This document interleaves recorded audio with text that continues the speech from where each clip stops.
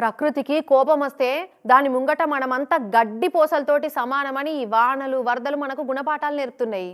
అయినా కూడా నగరీకరణ పేరుతోటి మనం చెరువులను ఆల్చుకొని పెద్ద బిల్డింగులు కడుతున్నాం, నదుల ఒడ్ల మీన్నే తవ్వకాలు చేస్తున్నాం, మైనింగ్ల పేరుతోటి అడవులను నాశనం చేస్తున్నాం.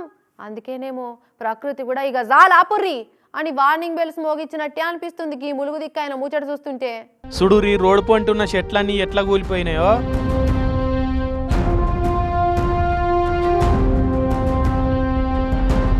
ఈ చెట్లన్నీ కూడా 2 కిలోమీటర్ల పరిధిలో కూలిపోయినాయి.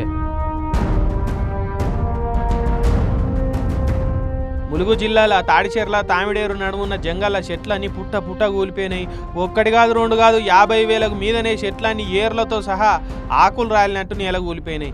బలమైన ఈదురుగాలులు వచ్చి చెట్లను పొతం పెట్టినాయని అంటున్నారు ఫారెస్ట్ వాళ్ళు.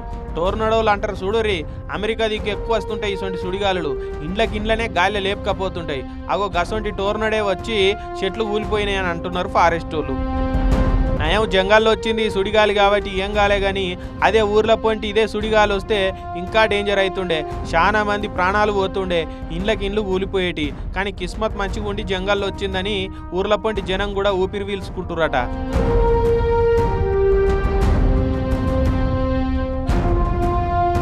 మంత్రి సీతక్క కూడా బాధపడబట్టింది పాపం ఇట్లయిందని. సుడిగాలి ఏదైతుందో దీని మీద ఒక పరిశోధనలు జరగాలి, లేకుంటే ఊర్లు ఆ గాలిలో కొట్టుకుపోయి మనం గతంలో ఎప్పుడు చూడలేదు, ఇప్పుడు చూస్తున్నాము.